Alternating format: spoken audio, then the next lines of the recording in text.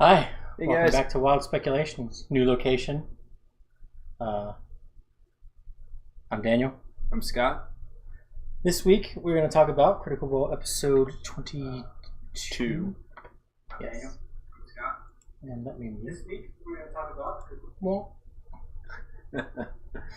All right then. can you tell we're Still oh, setting I'm up. still in transit. So, because I'm in transit, I didn't get to take much notes this week. I watched it Yes. Thursday while I was packing.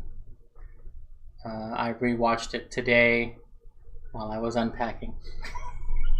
And because I was helping my mom out who got hurt over the weekend, I didn't get to do my rewatch. So, but I did get some notes down. I did kind of go over a few clips, but not a full rewatch. Yeah.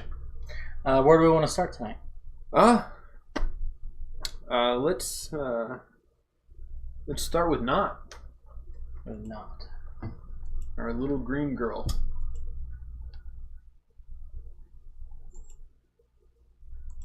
All right. My favorite part of this, and it probably had power gamers and such tearing their hair out, was her refusal to go through that puddle. I liked that. I liked that a lot. The first thing that tipped off Not for me was instantly blame Callie. And I know she's done that kind of thing. Hey, the person that's not here, yeah, it was their fault. Yeah. You know, and that's just that adding to that flavor. And they're like, I don't remember. Oh no, she did. Yep, totally her fault. Yeah, and it's funny because that's how implanted memories work. Yeah. Because when he said that, I was like, wait, did she? And I had to think about it, and I was like, I don't think that happened. Yeah. But just the fact that I had to be like, wait a minute. Yeah, I was like, I don't think. Wait, did it? Because I started with, no, that didn't. Wait, did it? Did I misremember? Yep. Because she just said it with such confidence without missing a beat. Yep. I think the way she said it though kind of tipped it off because Yeah. she was emphasizing it. But regardless, it was a good scene. And then she stayed with Gary and till she sent the message and her fuck. She's like, and then it still took her like 3 or 4 rounds to go through. Yes. And part of me wishes Sam hadn't sent that first message. Yeah. Because in some ways that was the metagaming portion of that. Yeah, it arc, was. that little bit. But at the same time, I can understand the perspective that Not's worried about Caleb. She wants to know he's okay. Right. So I can understand that he did it then to give a narrative reason. The other side is his not being there for the majority of the fight, her not being there for the majority of the fight, combined with Jester's not so great rolling. That fight probably was about 1.5 times as long as it should have been. Yeah, Jester easily. had been rolling decently, and Not had gone with them. Yeah, It would have easily been at least a third quicker, if not half. Especially if Sam had come in and was rolling continually. Yeah. The way he was rolling when Yeah. when Not finally showed up. Oh yeah. For sure. Just because I don't think there was almost no situation in that fight where Not wouldn't have got her sneak attack. Oh yeah. Because I think every single combatant And with had that somebody next sneak to them. attack and the Fury of the Small ability, she's a pretty good damage dealer for him. Well, the Fury of the Small is only once a day. Right, but still, that's, at this point, an extra 5 points of damage Yeah. that she can trigger it whenever, as long as they're bigger than her. Yeah. Which most things are going to be. Right. Unless she's attacking a halfling or a kobold. Or other goblins. The other goblins. as we saw a couple weeks ago. Which I think we will probably see more of. I think so too. I think that was just a taste. Well, I'm still of the opinion that we are going to have that on the way back, we're going to see those goblins and everything. Yeah. I got wrong that I thought that the goblins were going to be involved in the shutdown of the... I don't think any of us saw. The marrow, yeah. Although it was... We'll get to that when we get to that. But one thing, jumping forward with Not, though, and I still think that you're wrong and I'm right with our theories about Not. But one thing that did add fuel to your theory, when Ford said... Haven't you ever had a dream where... And her and Molly both immediately were like, yes. And then she was like, no. And I was like, that's fuel for Dan's theory. Yeah. So, I will give you that one. That is probably the strongest piece of evidence towards your theory, in my opinion. Yeah. And that was my first thought. I was like, oh. I still want mine to be right. I still think mine is right.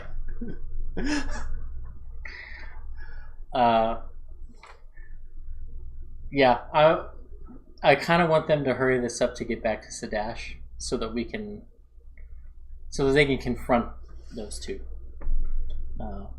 If they're still in Sadash. So, another thing, again... And I know we're still in the safe house, but again, they go down there, and they're searching through the thing, and there's more manacles. And I was thinking about it. You had mentioned it last week. Yeah. And I was thinking about it. They thought about it on Thursday. Right. Yeah. But I was thinking about it. If we go back to when they're first talking to the gentleman, they're asking what kind of business he does. And he says, I deal mostly in people. And Ford goes, I kind of thought so. As if it didn't surprise him. It was just an off comment. And most people, and even I took it at that point as, dealing with social interactions and manipulating of people. But what if he's actually dealing with people? After today, and we'll get into this when we get into Ford, I think Ford, that ship he was on, was a slaver ship.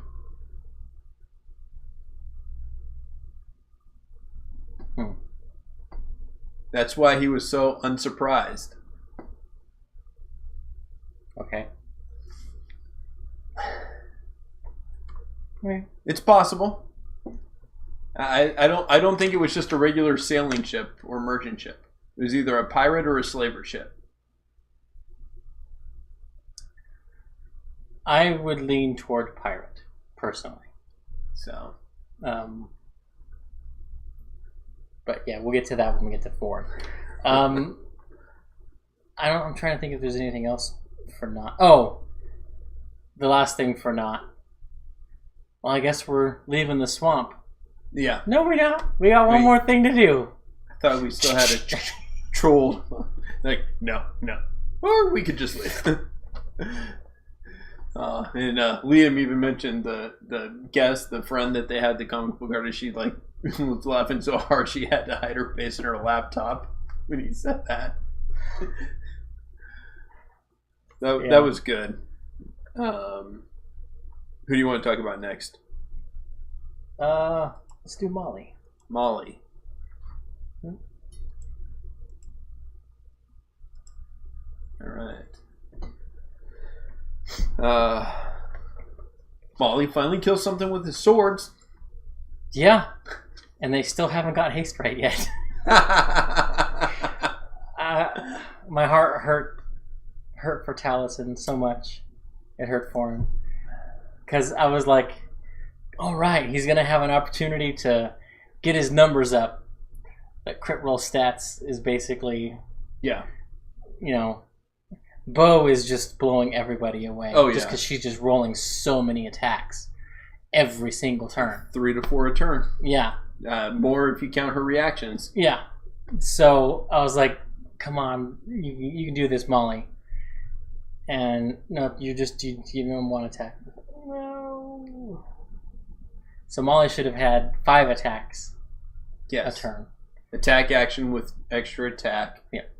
Bonus action offhand. Extra attack action of 2 attacks. Yep. And he got 1 crit in that exchange. Or did he get 2? I think he got 1. I think he just got 1. Matt having them be swimming in that water, so they had disadvantage, was an interesting terrain choice. And I think Molly, of all of them, probably handled it the best. Yeah. And I felt so bad for him when he charged in to help Ford. And Ford's like, blink. Yeah. So now he is in the same position that Ford was in, 2-on-1. Yeah. And Taliesin let him have it too, like in game. Yeah. He's like, "Oh, you motherfucker!" Yeah. And then when they dunked his head later, that was part of it. Yep. And then when we'll get into more in the stories, but with the holy symbols and for his goddess and the way you feel. Yeah. That was really interesting. That was probably the most interesting piece to me of the episode. Was just all the reactions and what they were looking for and what they found. Yeah. For sure. And Travis's reactions were some of the best. Yeah. Again. Our avatar at the table. Yeah. I'm trying to think if we had anything else. Oh, well, since we just talked about Not, now we're talking about Molly. The interaction between Taliesin reminding Sam to check for traps. Yeah. And then, shut up, Grandpa! So good. And as I was watching that sequence, I was like, Sam's mentioned in interviews before that he wanted to, if he's going to do a rogue, he wanted to do something totally different from Vax. Right. And the Arcane Trickster really does allow that. Yeah. Because Vax had to be really careful about traps. Mm-hmm. Not doesn't. Yeah. Because she can just, from 30 feet away, and either sets it off, or there's nothing there. And she's getting better at that. Yeah. Relying on her mage hand. Because there was that one that was trapped that she did with the Light Germain and shot the blade across the room. Yep. So I love that aspect. And I was like, and I started thinking about that. I was like, Arcane Trickster is probably the biggest pain for a GM who likes to use traps and trick doors and stuff. Yeah. Because they are literally never in danger. The only time that they would be in danger, and here's a tip for all you GMs who might have an Arcane Trickster that's foiling all of your clever traps by just, I don't care, I just unlock it. Make the locking mechanism or the opening mechanism require more than 10 pounds worth of strength. Yeah. Because the mage hand can't lift more than 10 pounds. So, or maybe it might even be less. That might be thinking of Unseen Servant. Mage hand, 5. Yeah, 5 pounds. So, yeah. Make it 10 pounds. There you go. And then, if you make it over 10, even the Unseen Servant can't do it. Yeah. So. There you go. Molly gets a sword. Finally gets a magic weapon. So. We've talked about that. In theory, he's been able to wield every weapon because they're proficient with martial weapons. Yep. And yes, he finally got a scimitar. The Sword of Summer? Summer Stance. Summer Stance. Is the name of the sword. Basically, it allows Misty Step.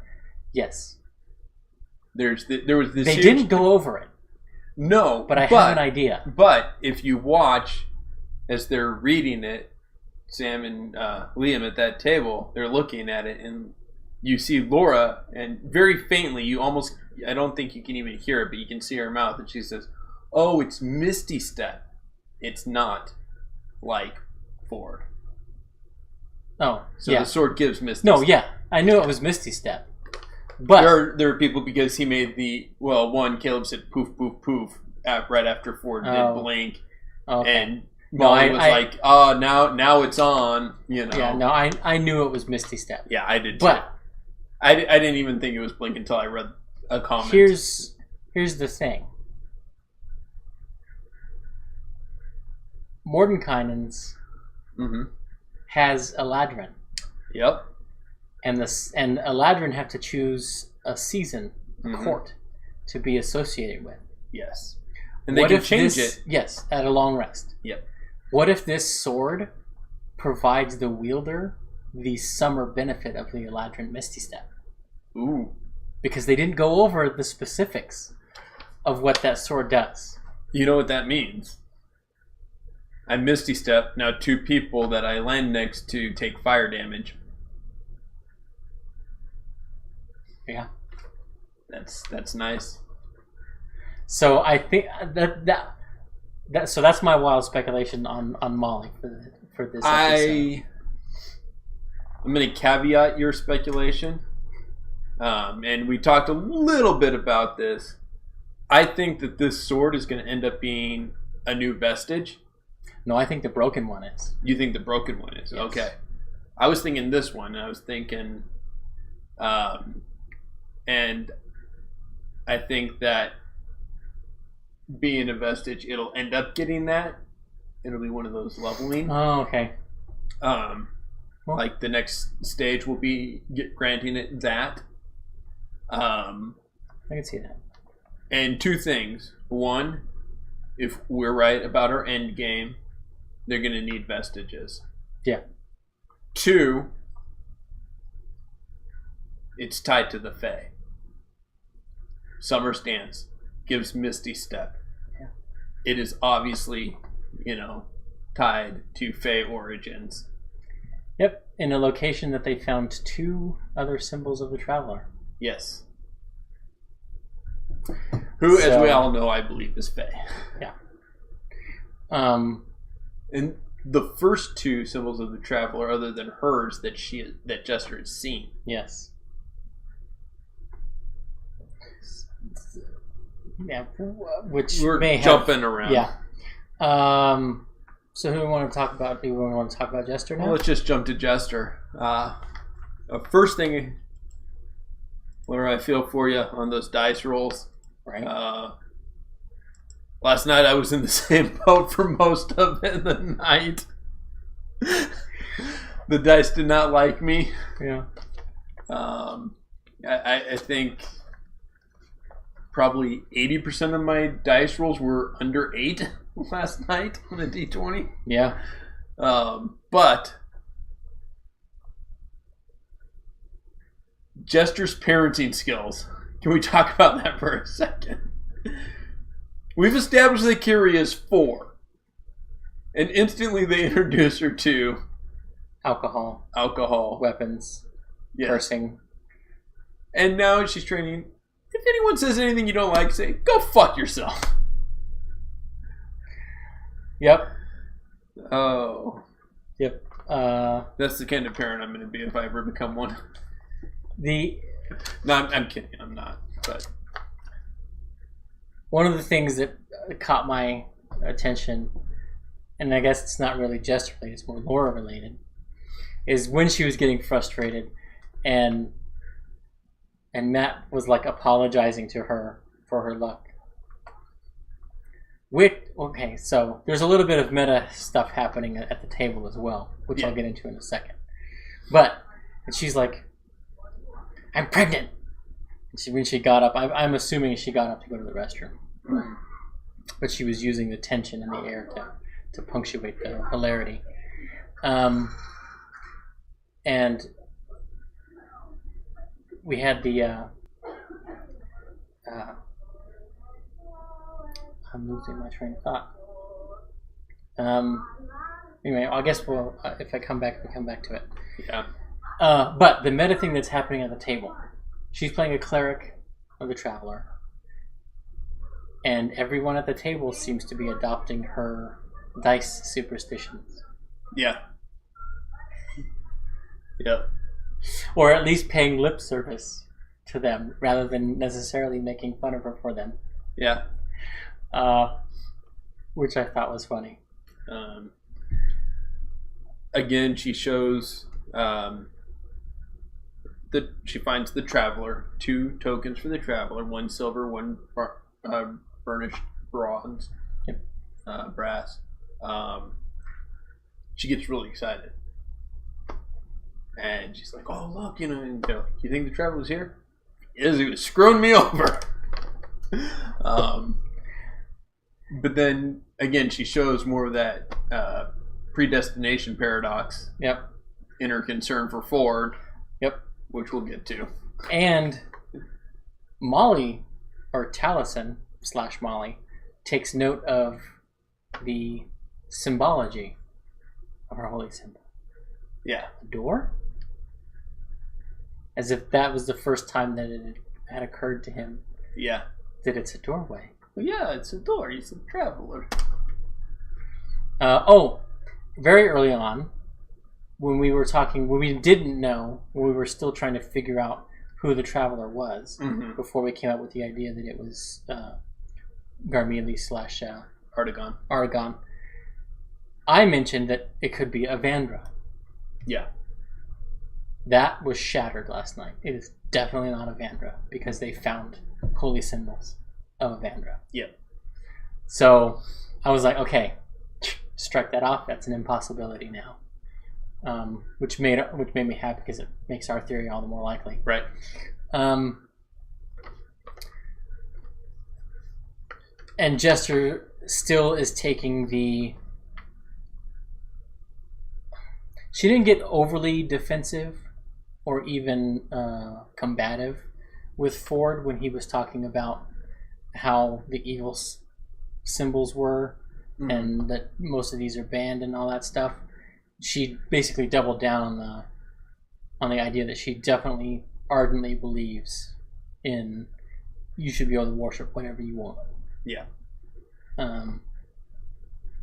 Which will cause some interesting conflict down the road once we get into the deity space.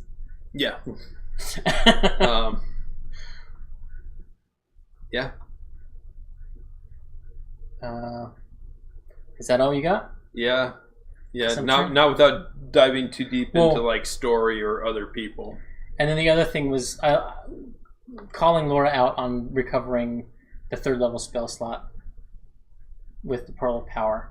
She used it on a great spell, Spiritual Weapon. Non-concentration remains on the field. She's going to be doing 3d8 plus her charisma modifier and damage. The only other spell that's Wisdom modifier. Or wisdom, sorry. The only other spell that's like on par with that is Spiritual Weapon, or Spiritual Guardians. Yeah. And she hasn't cast that yet. I really want her to, and I want it to be hamster unicorns floating around. And part of me thinks that maybe the reason why she hasn't is because she hasn't decided what they're going to look like. Yeah. Laura, I know you're on Talks tonight. You and Travis, if you see this, hamster unicorns, Spiritual Guardians. But if she would have had that up, that fight also would have gone very differently. Yeah. Yeah, and that honestly is a better than Spiritual Weapon, because it's not constant attack rolls. Damage, it's just and difficult terrain. I gotta walk to get to you, and now you're there. Yeah. Yasha. Let's go with Yasha. Yasha. Found some Stormlord symbols. Stormlord symbols. And that was actually one of Travis's biggest reacts. Yeah. When Matt was describing the one that looks like it came off of a box. Mm-hmm. Travis is kind of like, because I think in his brain he had been thinking, they're idols that you might put on a shrine, or necklaces or brooches. Yeah. Yeah, and that was he was like, oh, that's interesting. But it does make one wonder what was in the box that came off of. Yeah.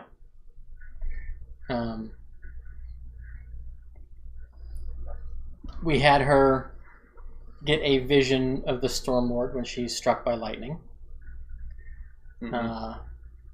which I thought was interesting, and I wonder if that will remain a theme if she continues to get struck by lightning throughout the game. I think it's going to be as much a theme as Ford being in water, sensing his patron. Just here. Yeah. I think we're going to see a lot more of that interaction with things. Still waiting for them to, now that we know a little more, for them to see a house burning and Caleb see his parents. Yeah. Yeah.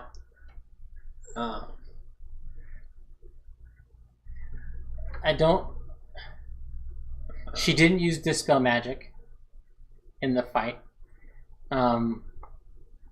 which I thought was interesting because Caleb didn't even use it right away. Right. But when he did, boom, it was done. And I thought it was interesting that he didn't do it again when that guy summoned the spell again. Right. But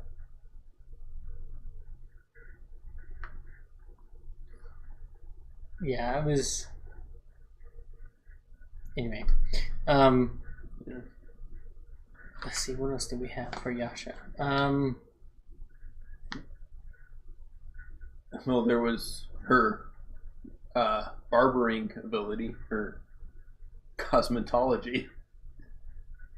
Yes.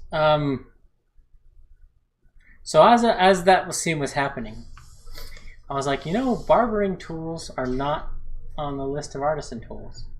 No. Unless you count the disguise kit. It's true. But he wasn't having her at her proficiency. So... Is she proficient in disguise kit? We don't know. So... She's never been called upon to do it. When Molly was falling back on his disguise kit training, Yasha wasn't there. Right. So... But she was with the circus. Yeah. She says it's not the first time she shaved somebody. It's true. Although I think that's one of those instances where a comment becomes part of your background. Won't argue that. That's a pastry comment is what I'll call that. Yeah. Fair enough.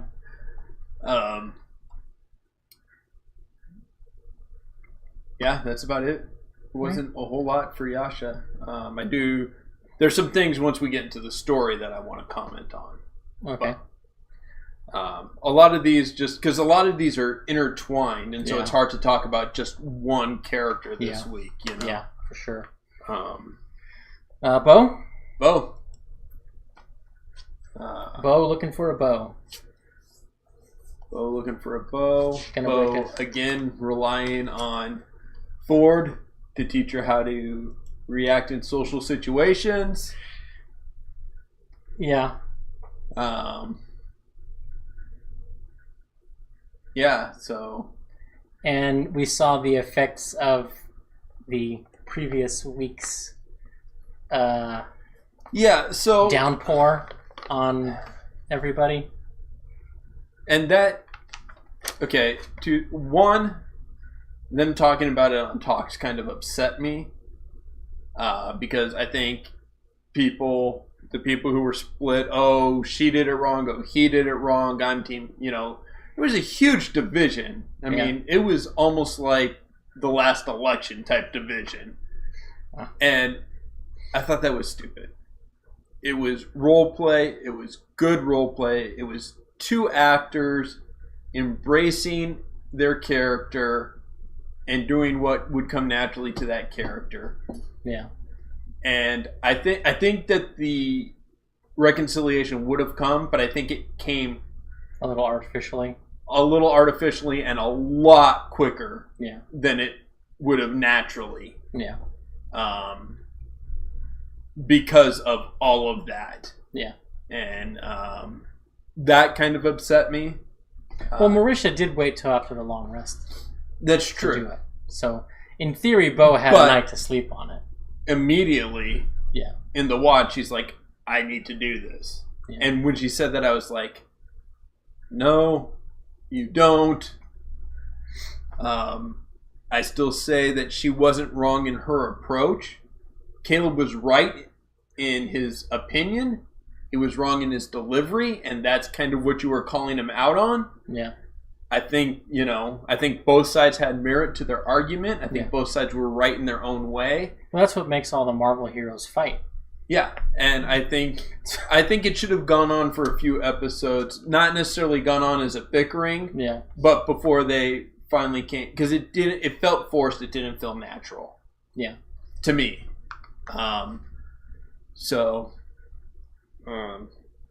Yeah, I agree. It did feel a little forced.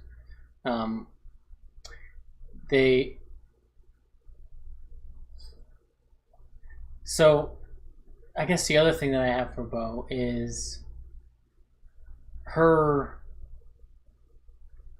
narration. Like, Matt has encouraged them to be creative in their narration of their attacks. Yes. And Marisha has embraced this. But I think she's still going a little wild with it. Yeah. Because she's attacking with her staff. Yes. And narrating it as an unarmed strike. Or vice versa. Yeah. And for me, that breaks the immersion. But, like, I understand why Matt has them doing that. He's giving them, how do you want to do this more often? Yeah. So, I don't know. We'll see. Yeah. I didn't necessarily have a problem with. I thought it was forced. I thought it was a little rushed. But I think there was room in the narrative that gave them both space. Yeah, and I agree. Like, I'm not saying, no, you guys did bad. Please don't take it that way. If there's anyone who thinks that there's writers, that may have been the most scripted part of the show. I don't... From a perspective of what do we want to get done tonight? And I think that was one of the things. Right. I think it was fine. I think it works. I feel it was rushed. Yeah. I feel like it was... Well, I don't think the inter-party conflict is done. No, not at all. But I feel like we could have gotten more story and maybe better story if it had prolonged a little bit. That's just me. I'm not the actors. I'm not the characters. I'm just a fan. Yeah. But because it was the opportunity to tease more out of Bo's backstory. Yeah, it was. From this conflict. It was. It was an opportunity for her to ruminate. And I know she said on Talks that someone hit the nail on the head when they said, hey, is it because the people who you're rebelling against acted like that? And she's like, yup. Yeah. And it would have been nice for it to have come to a head where we draw out some of Bo's story. Yeah. Where she explains that part to Caleb. Yeah. Which also, in another way, sort of makes her apology her way to conceal that from them, which also kind of makes sense. Yeah. Speaking of Caleb, shall we go on to him if we're done with Bo? Yeah. Caleb. We had the Caleb leaning on Yasha for, hey, you're awkward, I'm awkward. Yeah. How do you deal with people? I may be the most socially awkward person in the group, but if I am, you're a close second, so you give me the advice. Yeah. And what's funny is at one point, it seemed like Ashley mimed opening up her book of etiquette, but she didn't go any further with that. She didn't play that out. Well, I saw that, and I kind of thought, when she was saying, this and, wash your hands, and I thought she was just kind of reading a list. I felt like she was just reading a list from the book. Yeah, and on my initial viewing, I think that was my thought too. But on the second one, I feel like she shied away from the book angle. Yeah, she did. And just went with, stuff that I would have read in that book.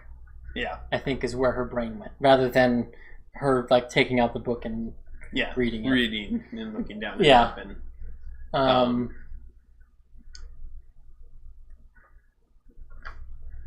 But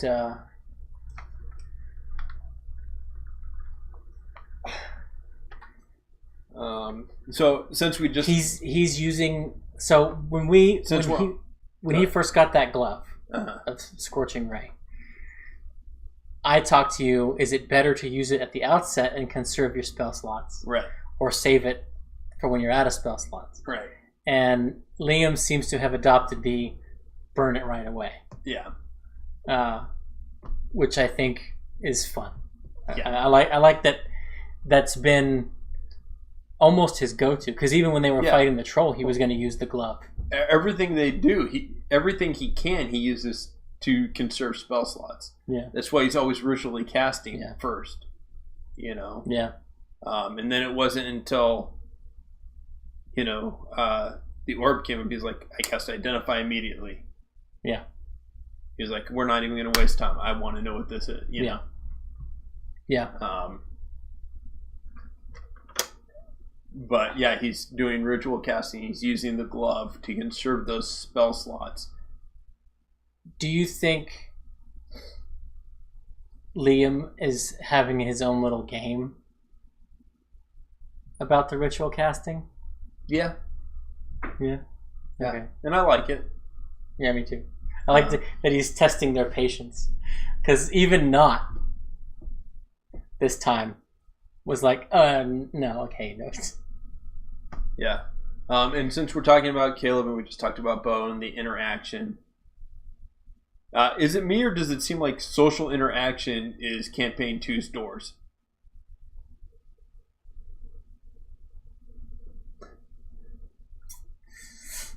Always gets super awkward and almost an over-expenditure of energy to get through them.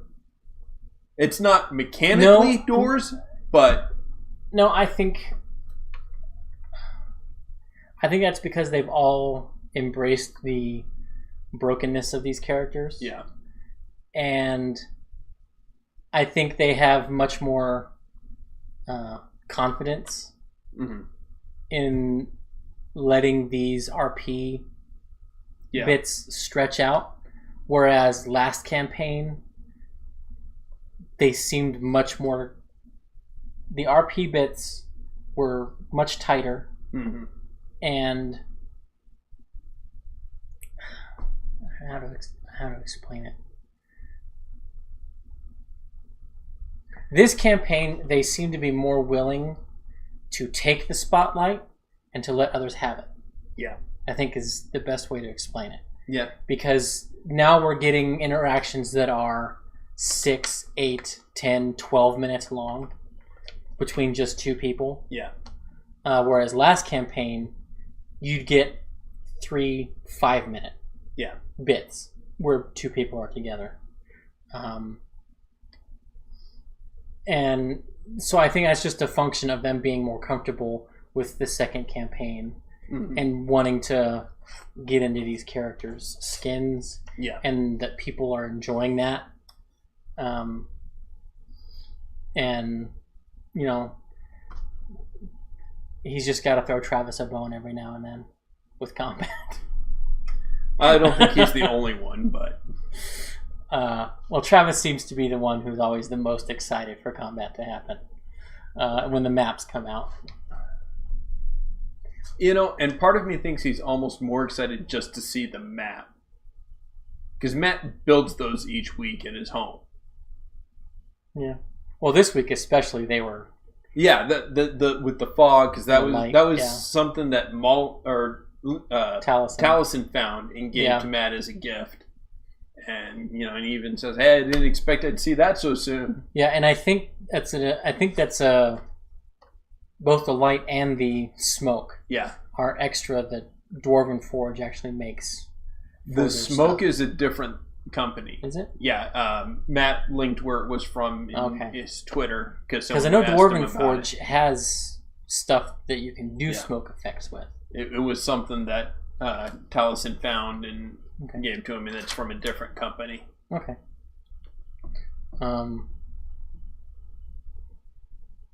I like the fact that Liam remembers Caleb is human and blind. Yeah.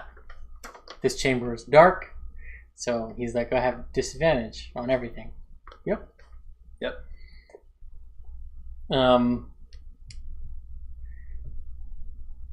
I think that his protectiveness of his spell books is good, and it's something that a lot of wizards don't think about. Yeah. And it's not something a lot of GMs enforce. Yeah. When the wizard falls into a river or a lake or the ocean or any body of water, they don't risk the spell book. Yes. And I don't know if that's something that Matt would do. Right. Because, I mean, there's logic behind not doing it. I mean, these are magically inscribed pages. Right. With magical inks. Water's not going to make them run, I don't think. Right. But all the blank pages you haven't filled in yet. Yes. So yeah, there is that. But I like that Caleb is protective enough of the books to do that. Mm-hmm. And I think it's... And you know... He gives them to Nott to protect. Which is also very huge. Yeah. Caleb had a lot of big "we're friends" gestures this episode. Yeah. You know, one thing I've been wondering, when he first described the books, he mentioned that one of them was partially burned. Mm-hmm. Is that his dad's spellbook or his mom's spellbook that he saved from the fire?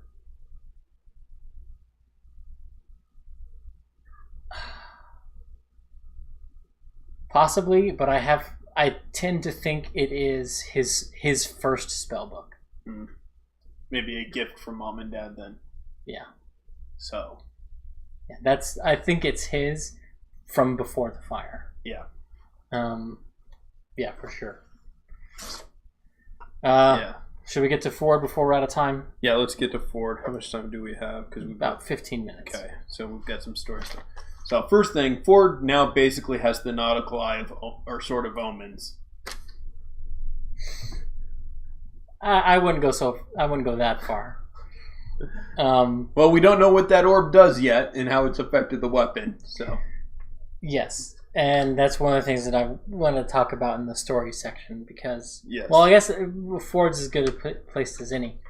I'm thinking that these additions to the weapon are Matt's narrative link to the invocations that Ford has access to. So as he unlocks an invocation, another thing will be added to the sword. Okay. I think that's what that is. It hasn't been timed perfectly. Right. But nothing necessarily has been. But I think that's where it's going, is that is the 5th level. That is the so every time he gets an invocation, he's going to get an addition to his weapon as well. Yeah. Okay, because it's not like that's giving him the invocations because they're entirely different things. Right. And I don't think they're necessarily reflective of the invocation that's given. No, they're not. It's just... Because the way Sunder Falchion has nothing to do with Disguise Self or Agonizing Blast. Right. But I think that gem, and he connected it to the previous wielder of the blade, Ford's captain. Yes, Vandrin. I think that is just the bit that happens at 5th level. Okay. When you get your third What do you invocation. think it's going to do to the blade, though? What ability is it going to give? I don't think it's going to give any ability. I think that is just a reflection of Ford's newest invocation. I think it's going to allow... Because he has Thirsting Blade. He took Thirsting Blade at 5th level. But what he didn't take is Improved Pact Weapon. So, a Pact of the Blade sword, you can still do things with Somatic, but remember he had to put the sword away because it was for the material components. I think this is going to be like the Ruby of the War Mage in Xanathar's, that attaches to the sword and the sword becomes a focus, and now he doesn't have to do that with material components, and he can just keep the sword in his hand. So now he's got the Somatic taken care of and the material. Yeah. I can see that. As long as he's got that. That's what my thought on it is. Yeah. And that gives Matt a way to do that without it being, hey, this is the Ruby of the War Mage, common magic item. Yeah. Where he gets to flavor it for Ford. So, yeah, I can see that. What I really want, though, is for there to be like another warlock of this patron. And in my perfect world, and this is going to give you a little insight into my mind, I want it to be very David Bowie-esque and have the other eye and just flipping it back and forth like in Labyrinth.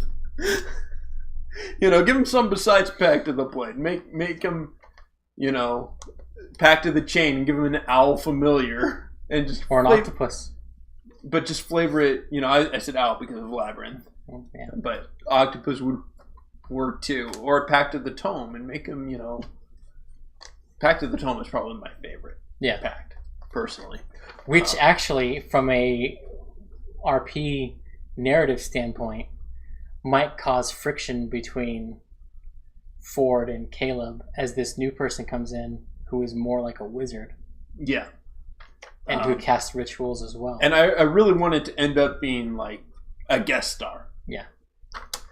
You know, a recurring guest star. Maybe Will Friedle, I don't know. Or whoever this campaign's Will Friedle is. Yeah. You know. That was a thought that went through my head. Oh, it's an eye. There's another eye. What if someone else has the other eye? It's their focus. And then my brain just instantly went to David Bowie and flipping the crystal ball. And the major question, like I said, I think that broken sword is probably a vestige. Okay. But is Ford going to try to consume it? Was the other thought that I had. No, because it had magic at one point. I think he might try to consume it just to test the limits of his power. Okay, maybe. Because it's not a normal weapon still. It's not like a normal thing. It has no active magic, but... Right. What if he consumes it and through other things can now summon it whole from wherever it was? Because that could be... Because mending wasn't going to work. So I think... Well, mending wasn't going to work unless you had the other half of the blade. Yeah. But... Yeah. Because that's more than a cubic foot left on the blade, probably. Yeah. But I think mending, if she had the missing piece of the blade and put it together, she probably could have used mending. See, I don't think so. Just because of the way Matt described the sword actually resisting. I think a ritual was done, that was a magic weapon. Okay. And if it is a vestige, something very powerful had to happen Yeah. to shatter it. And that's why I And didn't think it was a vestige, because... And I think that's why it's resisting. Like, that's the narrative clue. Effect. Okay. It also gives him a chance to introduce a vestige now, this early. Right. Without it being... Well, I mean... He has the leveling system in there. But... Yeah. Without them knowing that it's a vestige. Yeah. And that's the one thing against Summer's Dance, is it's almost too powerful for this early. Because typically it's just a bonus. Yeah. A number bonus to attack and damage this early for a weapon, and not also the teleport. Yeah. Unless he's giving it to them at the second level, the mid-level unlocks the teleport, and then the third level will be giving him the summer benefit. Yeah. But moving, do you have anything else for Ford? I mean, we kind of touched on him a lot throughout with other people too. So. Not really. He learned a valuable lesson with Blink that you don't ready in action. You have to do it. Yeah. One thing they got wrong with Blink though is when it was his turn, he could have moved. Yeah. And then when he blinked out, moved 10 feet from where he left from. It wasn't like I have to be right here the whole time. But I think Travis was fine with not moving because he has his Eldritch Blast. Yeah, he was fine with it, but which he actually will do more damage with the Eldritch Blast unless he's using the Falchion two-handed. Depending on whatever it does to monstrosities. True. Because Matt made a point of saying they are monstrosities. It's an extra die of weapon. Yeah, or it's an extra die of some kind. Yeah. So, sure. But, I mean, that's true. Yeah. So, got a little over 5 minutes to tackle all the story nuts. Okay. One thing. This means we're friends. Did you catch Ford's reaction? Or Travis's reaction, I should say. I don't remember it specifically, but Kiri's got to die. Oh, yeah. And I think I've kind of had this suspicion in the back of my mind, but not enough to say anything really. I had this suspicion that Kiri is almost a plot hook to drag out the backstories. Or at least ones that they've shared with one person to put it to the whole group. I thought it would be an interesting use of her, but I don't think that's her purpose. I think Matt likes putting squishy people that they will attach to in their midst. Yeah. The ASMR twins. Yeah. But he also likes those things growing into capable allies. Yes. But what I found funny about that was that Ford has been consistently the one character that has not liked Kiri. Yeah. And I think that is more from... I think he's jealous of her mimicry. Well, I mean, right after she said that, they were like, oh, and Marisha made the comment, oh, backstory secrets are going to be spilled now. And that's when Travis said, Kiri's got to die. Yeah. I mean, granted, we're not even at a level where they were when the stream started in the first campaign. Right. And I think that was more in jest than anything. I think it was more cautionary. Well, yeah. Which does beg the question, what are they going to do with Kiri? Right. Are they going to leave her in Barrowbend? With who? Yeah. Are they going to take her to the scum of the hive of scum and villainy? And Willy Wonka moment there. Are they going to leave her there? Is she going to pick up a bunch of other bad habits? I think things are pointing towards them going to the Menagerie Coast, and I think they're going to leave her there.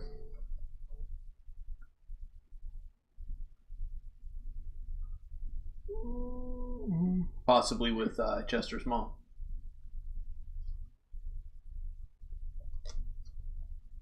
And won't that be interesting? A Kenku in a whorehouse.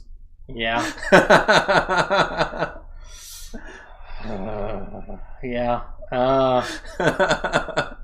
You thought a bullet in a China shop was bad. Well, you know the saying, if these walls could talk, with a Kenku they can. Right? Wow. Okay. And the other option is they leave her with Callie. Because Callie took a liking to her as well. Yes. But yeah, I don't know. Do they fight the troll again? I don't think so. I do. Second question I don't think they want to. Oh, want and happen is two different things. True. Second question. We mentioned it briefly last week about the werewolves. Will we finally see them? Not yet. You don't think so? No. Okay.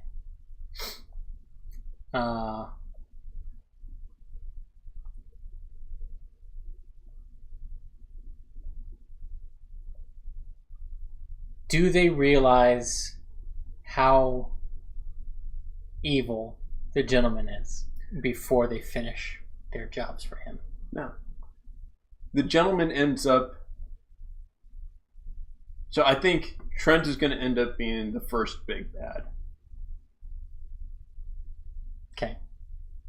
The gentleman's going to end up the following big bad.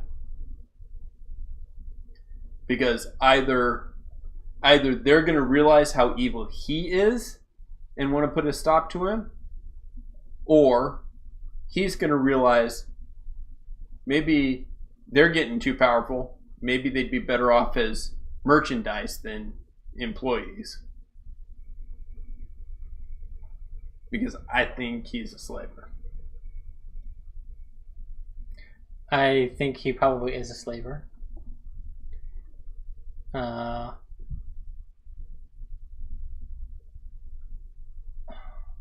still don't know if that matters to the Mighty Nine.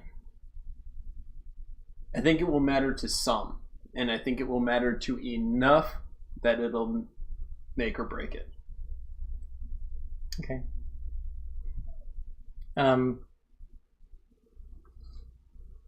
Yeah, that's going to be interesting because in theory he is trafficking with suppressed faith, people of faith. Yeah. But he's also trafficking in betrayer gods. Yeah. So the next question is, who was that orb going to and who was the bowl going to? Yeah, that I'm not sure. And do they even bother trying to figure that out? Does the gentleman try to take those things back? Good luck with the orb. Or the bowl for that matter. Yeah. But the sword that Molly got, in theory, he could take back. Yeah. So,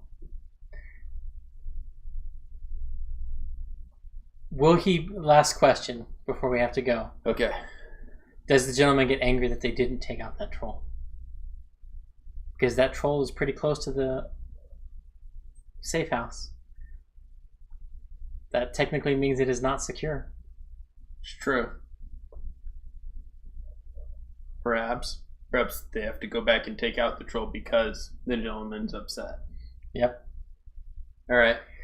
What do you guys think? Let us know, and we'll see you next week. See you guys.